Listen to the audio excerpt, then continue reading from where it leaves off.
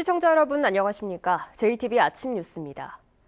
밤사이 기온이 크게 떨어지면서 전라북도 전역에 한파주의보가 내려져 있습니다.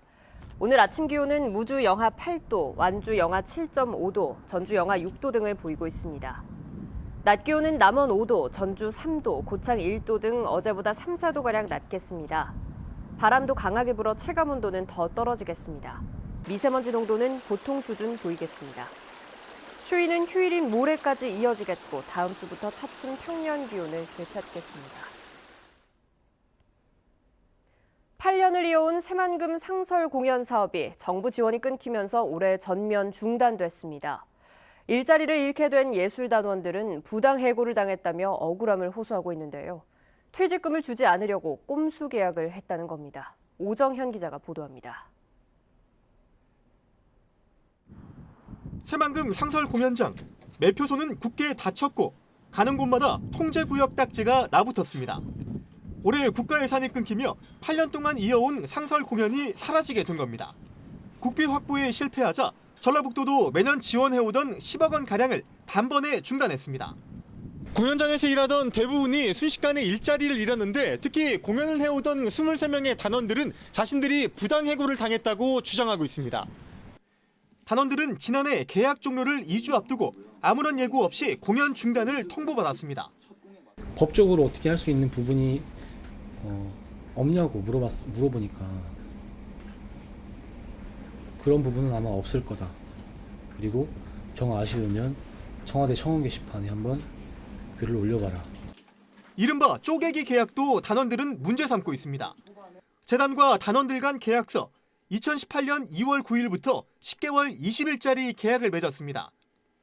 매년 같은 일을 하면서 연 단위가 아닌 쪼개기 계약을 한 건 퇴직금 지급을 회피하려는 꼼수가 숨어 있다는 주장입니다. 실제 문화관광재단으로 이전되기 전 전주 세계소리축제 소속일 당시 단원들은 퇴직금을 매년 받아왔습니다. 같은 일을 했는데 한쪽은 퇴직금을 주고 한쪽은 주지 않은 겁니다. 재단 측은 정부가 사업비를 삭감해 불가피하게 사업을 종료했을 뿐이란 입장입니다.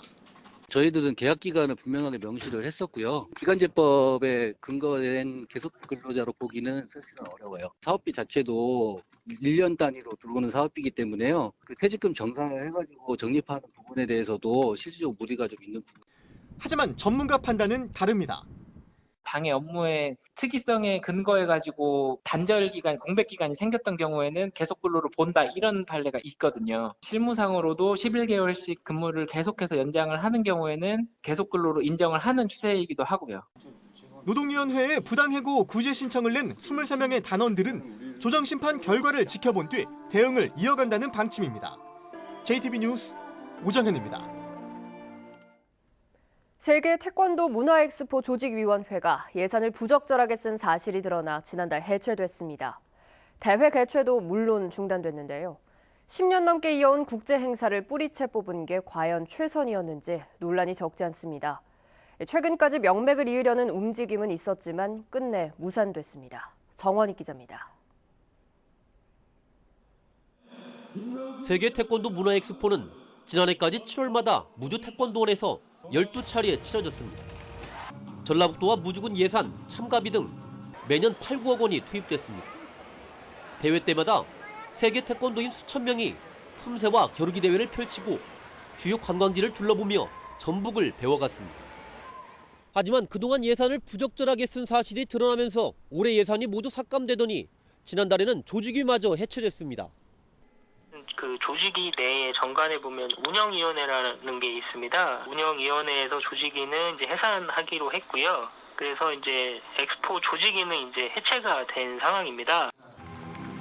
전북을 세계 태권도의 성지로 만드는 일에 크게 기여해온 만큼 극단적인 처방에 우려가 적지 않았습니다. 이 때문에 무주군 의회가 최근 명맥을 유지하기 위해 나섰지만 태권도 단체들의 도움을 받지 못하면서 끝내 불발됐습니다. 독일 못 받으면 군비라도 출연해가지고 행사를 치러야 되겠다는 의원들의 뜻이었었는데 그것마저도 지금 어려워져가지고. 전라북도는 태권도 문화 엑스포 대신 새로운 국제대회를 창설하거나 유치하는 걸 고민하고 있다고 밝혔습니다. 어떻게든 기존 대회를 잘 다듬어 유지하는 게 지역 경제와 이미지에 미치는 파장을 줄이는 길은 아닌지 생각해볼 일입니다. JTB 뉴스 정원익입니다. 건물 1층에 기둥만 세워진 필로티 구조의 건물에서 화재가 잇따르자 정부가 관련법을 강화하기로 했습니다. 하지만 법이 바뀌어도 기존 건물에는 적용되지 않아서 화재 피해가 우려됩니다. 주희인 기자입니다. 전주시 만성동 한 아파트 1층에서 불이 난 건 지난달 27일. 불이 나자 주민 240여 명이 건물에서 빠져나오지 못해 옥상으로 대피하는 소동이 벌어졌습니다. 필로티 구조로 된 1층 천장에 배관 열선 장치가 과열되면서 불이 난 겁니다. 최근 5년 동안 전북의 필로티 구조 건물에서 발생한 화재는 2014년 1건에서 지난해 4건으로 꾸준히 늘고 있습니다.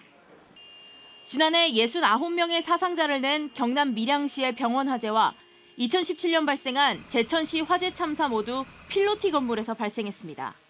필로티 구조는 이렇게 사방이 트여 있다 보니 불이 나면 공기가 대량으로 유입돼 불길이 쉽게 번질 수 있는 위험을 안고 있습니다.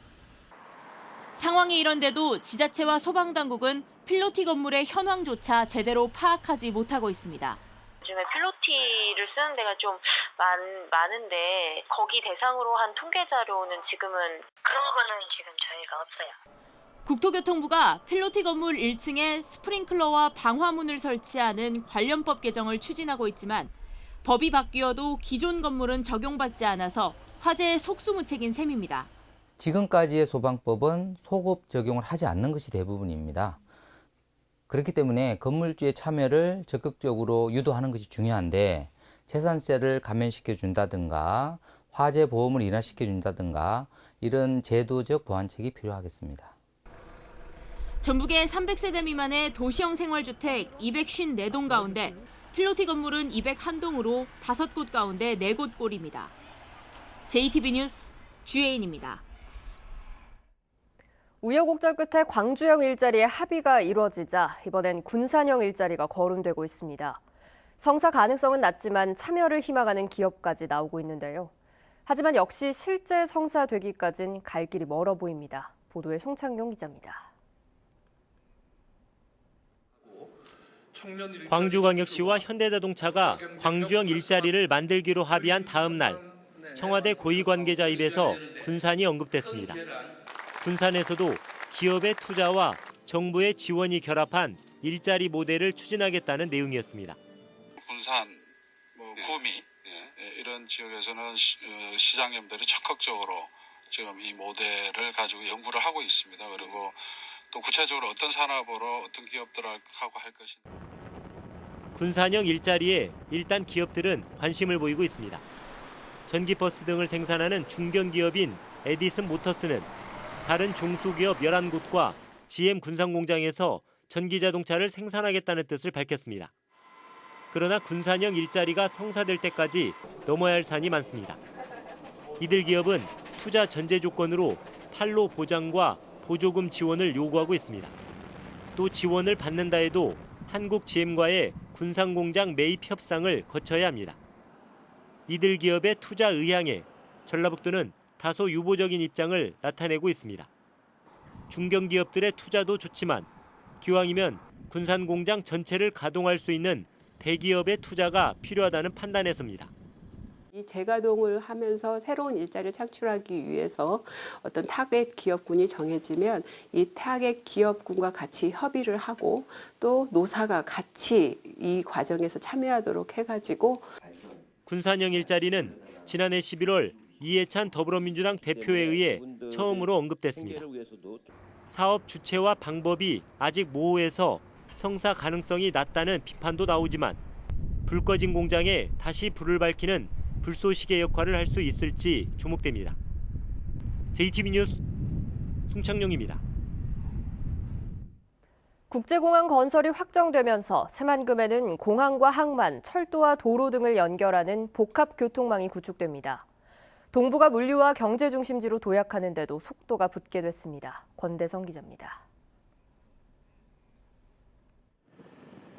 새만금 내부를 십자 형태로 이어주는 동서 남북도로. 현재 공사가 한창으로 완공 시기는 각각 내년과 2023년입니다. 여기에 새만금 전주 고속도로도 2023년 개통돼 새만금 안팎을 잇는 도로망이 완성됩니다. 이를 바탕으로 국제공항 건설이 확정되면서 새만금은 항만, 철도까지 거미줄처럼 연결되는 복합 교통망, 이른바 트라이포트를 완성할 수 있게 됐습니다. 전라북도는 상하이와 싱가포르처럼 국제적인 경제 물류 중심지로 도약하는 데 속도를 낼 것으로 보고 있습니다. 새만금이 트라이포트 완성으로 동북아 경제 허브로 도약하기 위해서 무엇보다 기요한 새만금 국제공항 건설을. 하지만 과제도 있습니다. 우선 신항만 부두 건설을 민자 사업에서 국가 예산을 투입하는 사업으로 바꾸고 중대형 선박이 접안할 수 있도록 규모를 키워야 합니다. 신항만에서 군산 대야를 잇는 43km의 철길 조성은 사업 타당성 검토 등 행정 절차를 서둘러 진행해야 합니다. 국토부에서 사전 타당성 조사가 끝난다면 이것이 바로 기재부의 예비 타당성 조사 대상에 포함될 수 있도록 이렇게 국토부를 적극 이렇게 설득해 나가도록 하겠습니다. 하늘과 바다, 땅을 촘촘하게 잇는 새만금 복합 교통망 구축이 전북 발전의 동력이 될 거라는 기대가 커지고 있습니다. JTB 뉴스 권대성입니다. 남원 신기마을에서 당산제가 열려 주민들의 안녕과 화합을 기원했습니다. 60여 곳에서 진행하는 지난 마을 축제가 이번 달부터 본격적으로 시작됩니다. 나금동 기자입니다. 풍물놀이패가 흥겨운 가락에 맞춰 거대한 당산나무를 돕니다. 남원시 보저면 신기마을에서 주민 등 100여 명이 참여한 가운데 진길이 느티나무 당산제가 열렸습니다. 주민들은 정월 초 사흘날이면 천연기념물 281호인 당산나무를 찾아 마을의 화합과 안녕을 기원해왔습니다. 오늘 기회는 풍년과 건강을 위하고 우리 신기마을과 보전 면민들이 항상 좋은 일만 있기를 바라는 기회입니다. 진안구 마을 축제가 이번 달부터 본격적으로 시작됩니다.